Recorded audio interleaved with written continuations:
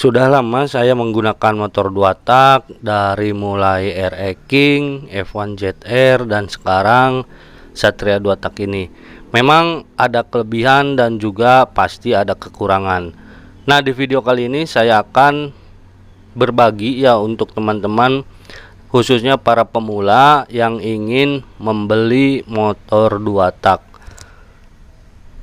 Apa saja kekurangannya? Mari kita bahas.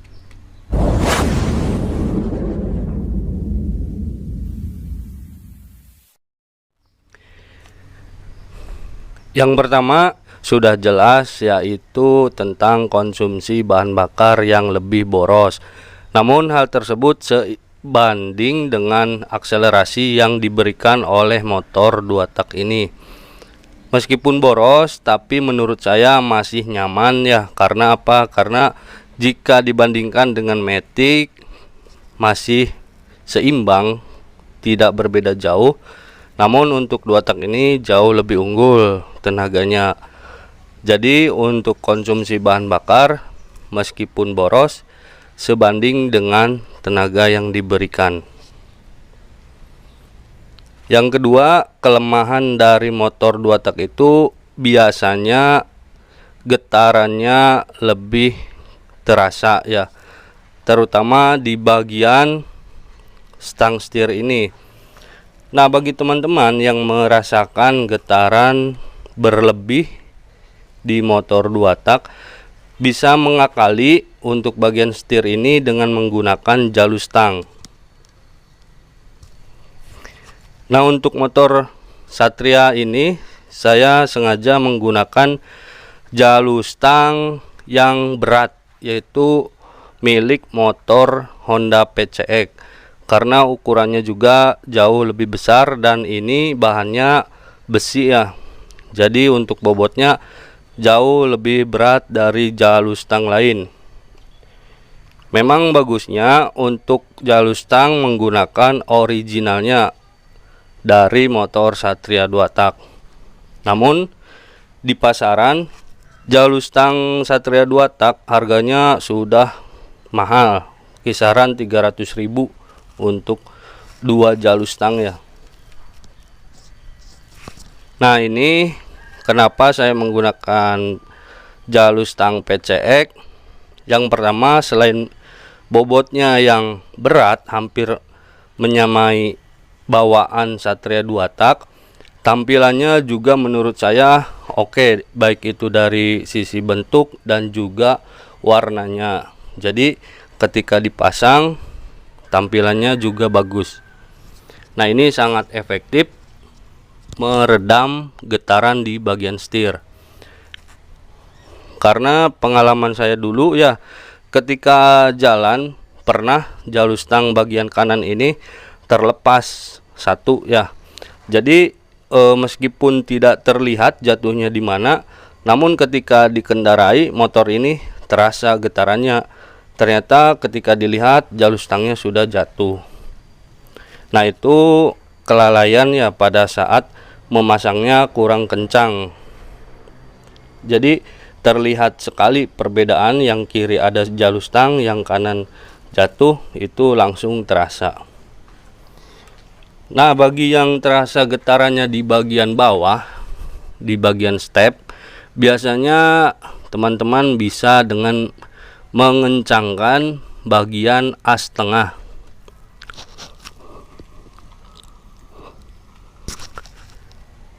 Untuk baut as tengah sudah pasti harus kencang ya, karena ketika kendor maka step itu dan arem akan bergetar ketika motor dijalankan. Alhasil kaki pun terasa seperti kesemutan. Selain dari as tengah, biasanya untuk meredam getaran ada karet peredam di bagian head depan. Letaknya di sini.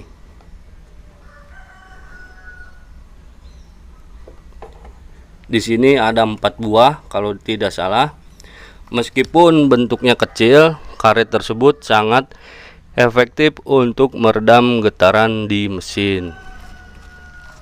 Nah, itu kira-kira tips untuk meredam getaran di motor 2 tak. Selanjutnya, kekurangan dari motor 2 tak menurut saya ketika perjalanan jauh, motor lama digunakan, mesin sudah panas, motor tenaganya terasa lebih loyo. Karena pengalaman saya dulu ketika dari Majalengka ke Tasik, motor digunakan tanpa berhenti gitu ya. Lambat laun tenaga terasa semakin berkurang. Dan juga untuk di bagian kopling, meskipun sudah ditengkep, terasa motor masih jalan. Nah, ketika terjadi hal tersebut, teman-teman harus istirahatkan motor terlebih dahulu, kisaran 5 menit sampai 10 menit. Biasanya motor normal kembali tenaganya gitu. Dan jangan lupa untuk teman-teman yang melakukan perjalanan jauh, diharapkan bisa menambahkan oli samping di bagian tank bensin. Meskipun di tank oli samping teman-teman sudah mengisi full, lebih baik ditambahkan lagi di bagian tank bensin agar seher tidak overheat.